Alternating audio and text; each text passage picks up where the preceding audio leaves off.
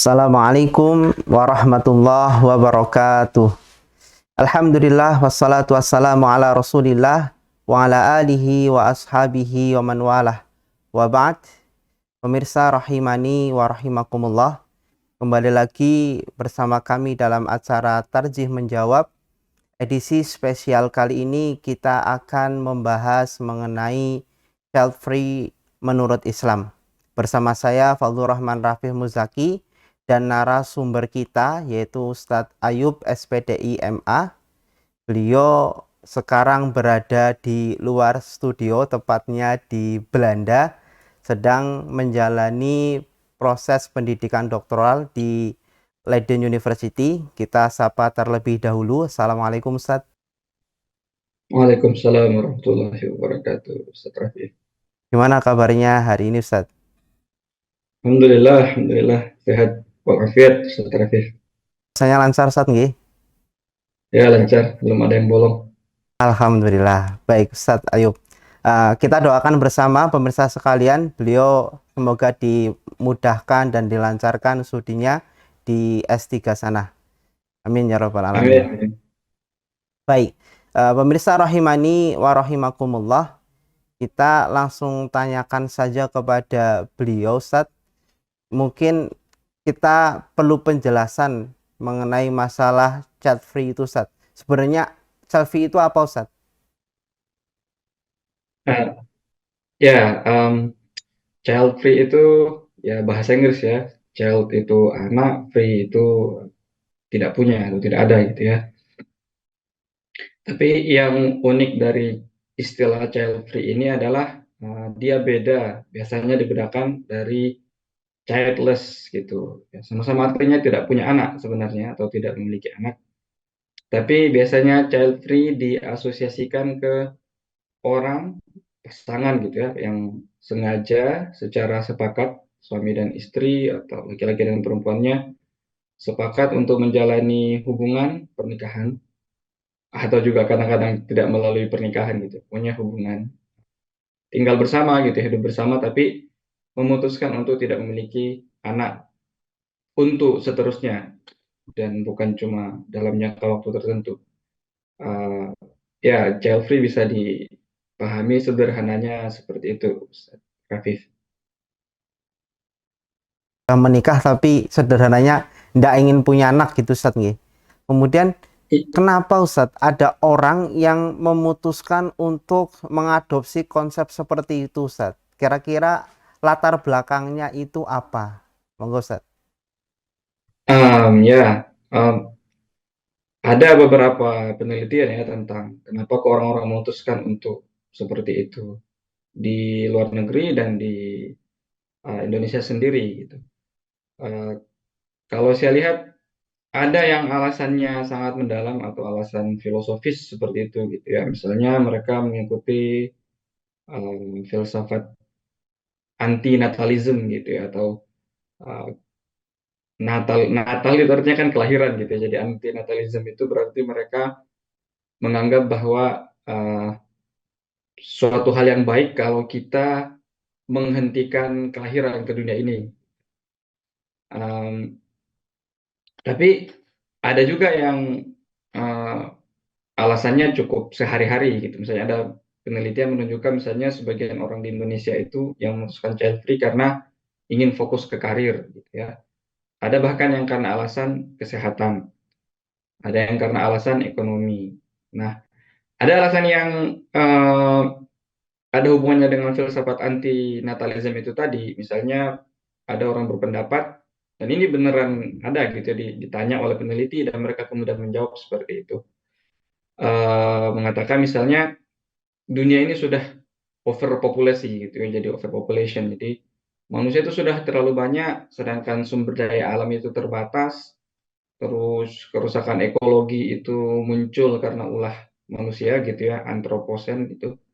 Maka em, memutuskan memiliki anak menurut orang-orang ini adalah sebuah perbuatan yang tidak bertanggung jawab ya, karena berarti kita satu bertanggung jawab membiarkan satu orang lagi untuk lahir di dunia ini hanya untuk merasakan penderitaan.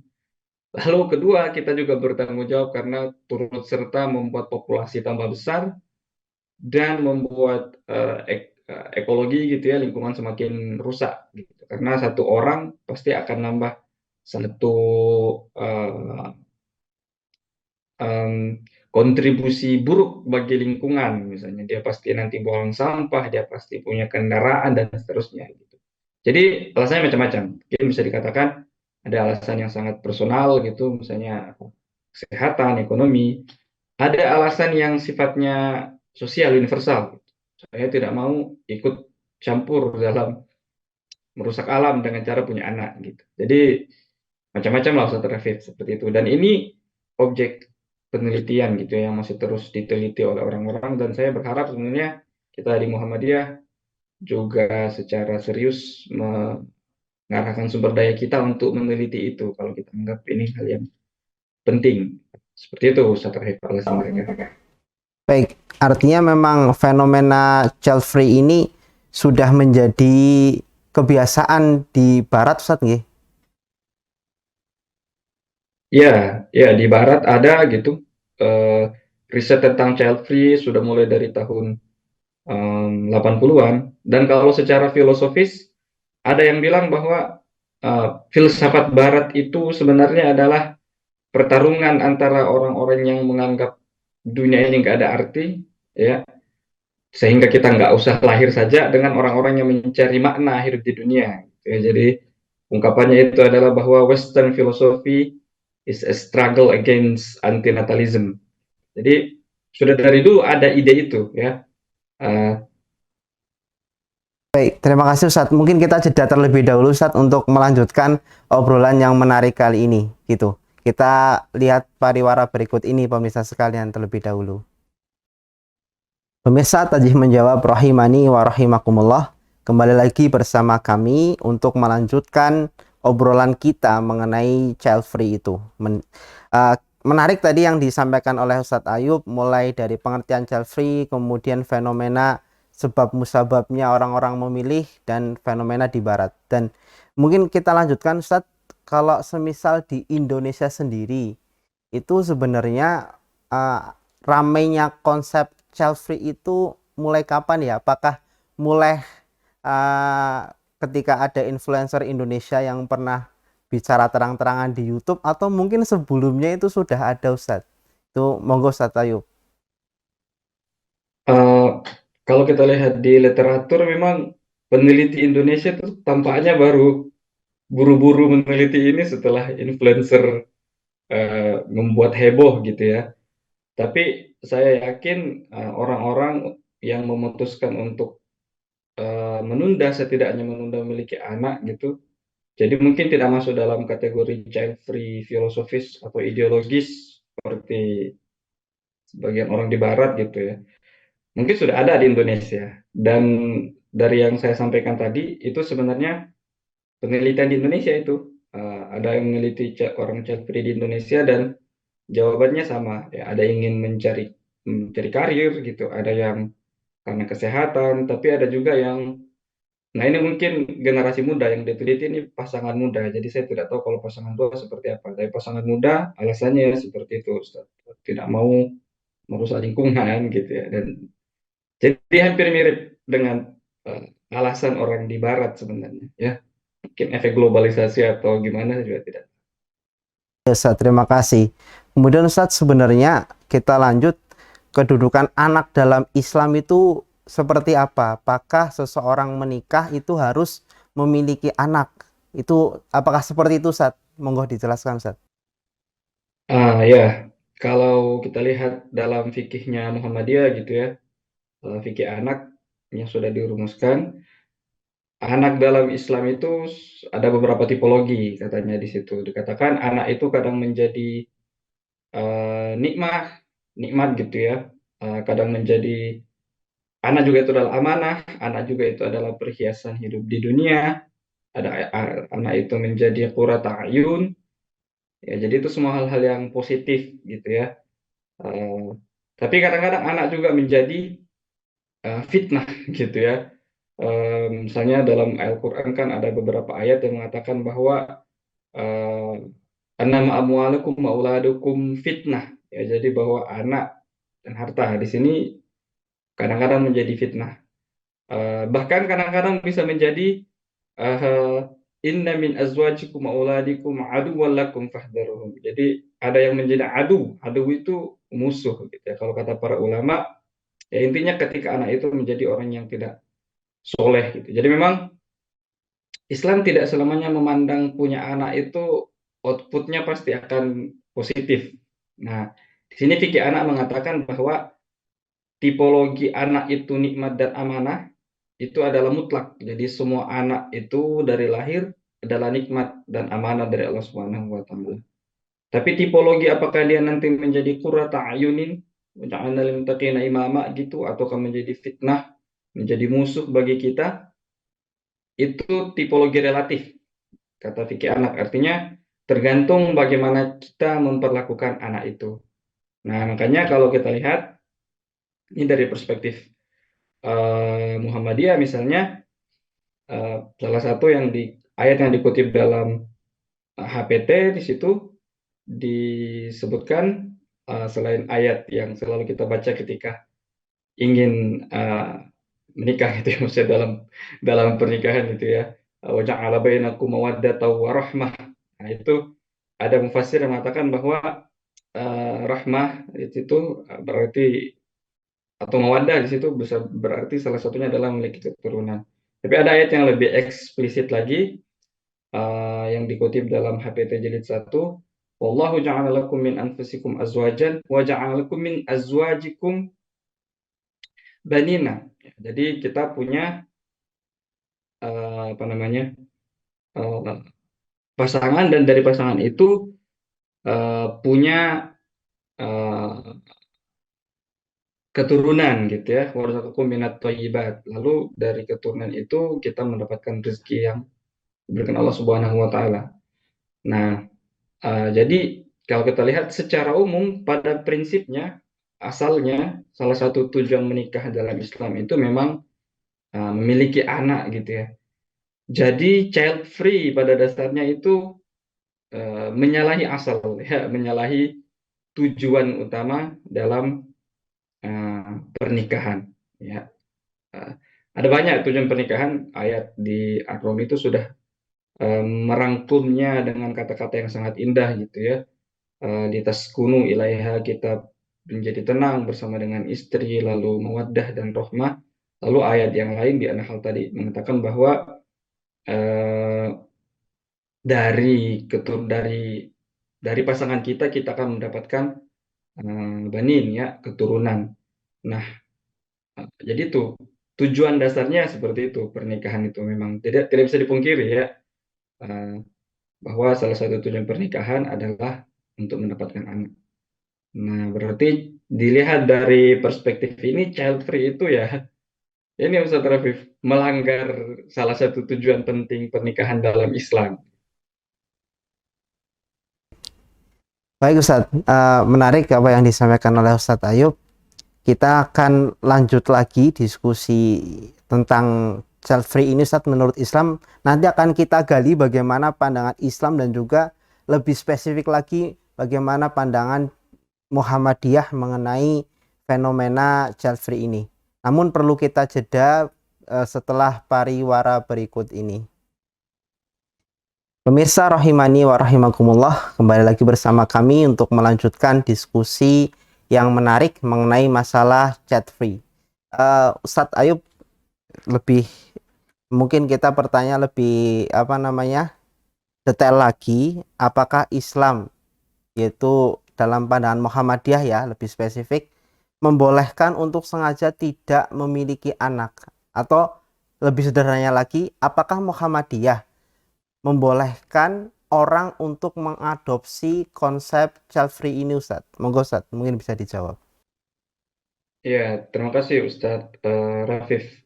Nah, tadi saya sudah sampaikan ya bahwa Muhammadiyah di HPT Jilid 1 itu jelas mengatakan bahwa tujuan anak, tujuan menikah itu kan salah satunya itu untuk mendapatkan banin, ya, berdasarkan pada Al-Quran Surah An-Nahl tadi. Nah, berarti orang yang kemudian setelah menikah malah sengaja gitu ya untuk tidak memiliki anak sebenarnya bertentangan dengan tujuan asal tersebut. Tapi apakah itu berarti tidak boleh? Langsung nggak boleh, tidak juga Ustadz Rafif, karena di HPT dikatakan di situ bahwa anjuran Islam untuk memiliki anak itu seimbang ya dengan anjuran Islam juga supaya anaknya tidak menjadi, kalau dalam terminologi Al-Qur'an, dzurriyyatan di'afa gitu ya, menjadi keturunan-keturunan yang lemah. Kalau dalam terminologinya HPT kalau tidak salah, anak yang menjadi beban bagi masyarakat gitu ya.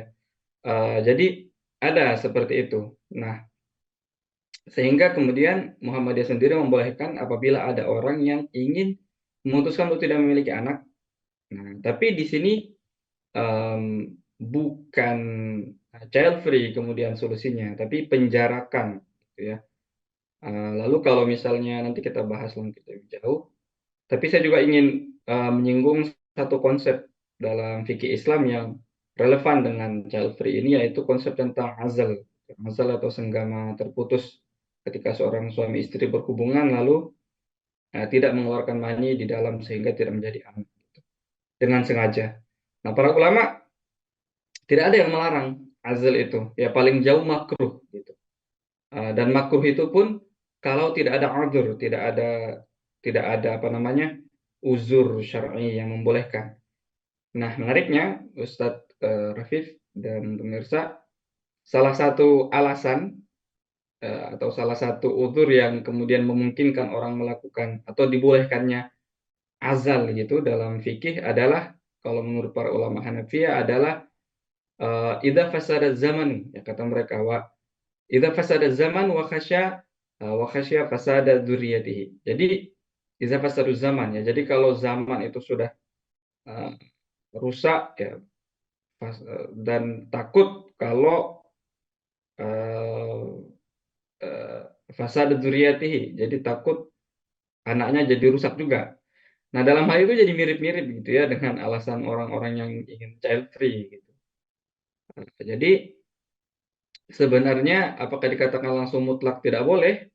Ya enggak juga gitu ya. Bahkan Imam Al-Ghazali dalam Ihya Ulumuddin itu ada percakapan hipotetis gitu ya, ada percakapan uh, di, beliau mengatakan seandainya ada yang bertanya gitu ya, atau seandainya engkau bertanya, kulta, gimana kalau orang itu azal karena ada niat yang buruk ya gitu ya. Jadi motivasinya itu ada mengandung syirkul khafi ya, ada mengandung semacam takutnya Allah kurang rezekinya. Dan bahkan pertanyaan seperti itu pun bagi Imam Al-Ghazali tidak langsung dijawab, oh iya memang nggak boleh itu kalau kita takut kekurangan rezeki. Karena kata Imam Al-Ghazali, apa namanya, bertawakal itu butuh ikhtiar, dan bagian dari tawakal itu sebenarnya adalah kita mengusahakan gitu supaya anak kita tidak tidak kekurangan rezeki. Jadi pertimbangan ekonomis pun diakomodasi oleh Islam gitu ya. Seperti itu. Namun nanti bedanya adalah di sini justru. Kalau kita lihat di Tanya Jawab Agama Muhammadiyah jilid 2 kalau tidak salah, di situ dikatakan bahwa ketika KB jangan sampai merusak organ, atau dengan kata lain jangan sampai kemudian ketika kepikiran gitu ya, saya mau child free, dia mengambil kontrasepsi yang membuat dia selama-lamanya tidak bisa punya anak lagi. Karena kalau memang motivasinya adalah keadaan zaman dan seterusnya, mestinya besok-besok dia masih bisa berpikir gitu ya, bahwa mungkin um, apa namanya, zaman akan berubah dan akan jadi lebih baik. Jadi seperti itu, Ustaz Rafi. Ustaz. Terus bagaimana sikap kita Ustaz sebagai orang Muhammadiyah terhadap mungkin pasangan atau orang yang mengadopsi konsep child free ini Ustaz? Gitu, monggo Ustaz. Bagaimana? Ya, sikap kita, yaitu tadi, kita tunjukkan bahwa kita paham maksud mereka, karena ekonomi, karena filosofis, karena masalah ekologis, overpopulasi, dan seterusnya. Tapi kita tunjukkan bahwa solusinya tidak harus ekstrim seperti child free itu. Dan kita katakan bahwa Muhammadiyah punya fikih anak karena Muhammadiyah tahu bahwa ada masalah yang serius terhadap persoalan anak di dunia saat ini. Muhammadiyah punya fikih lingkungan misalnya, atau fikih air, fikih kebencanaan, itu kan semuanya menunjukkan kesadaran Muhammadiyah tentang kerusakan lingkungan, kerusakan ekologis dan seterusnya. Jadi solusinya tidak harus se ekstrim itu, ya. Solusinya bisa dengan penjarakan keturunan, atau bukan dipenjarakan ya, tapi membuat jarak antara keturunan gitu ya. Eh, Solusinya dengan menghasilkan keturunan yang apa namanya, yang cerdas, yang bisa berkontribusi untuk memperbaiki dunia ini gitu ya.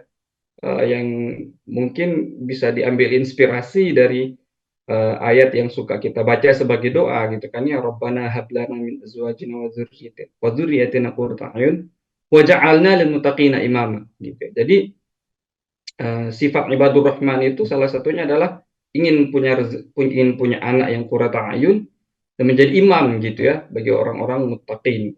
Imam di sini kalau dari perspektif Muhammadiyah tentu menjadi imam dalam hal kebaikan. Jadi solusinya tidak harus se ekstrim child free gitu. Begitu mungkin seperti. Baik, lebih ringkasnya mungkin kita cukup sodorkan saja kalau Muhammadiyah sudah punya fikih anak seperti Ustadz nggih. Iya, bisa jadi Baik, ya. Diajak diskusi pokoknya Ustaz Rafif.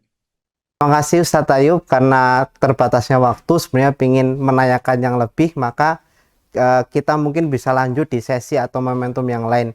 Kami mengucapkan terima kasih kepada Ustadz Ayub yang sudah bersedia menjadi narasumber pada edisi Terjih Menjawab kali ini. Dan saya Fadlur Rahman Rafif selaku host dan juga kru yang bertugas pamit undur diri. Kami sampaikan kepada pemirsa sekalian untuk terus menyaksikan acara-acara Terjih Menjawab pada edisi berikutnya. Terima kasih, cukup sekian. Wassalamualaikum warahmatullahi wabarakatuh.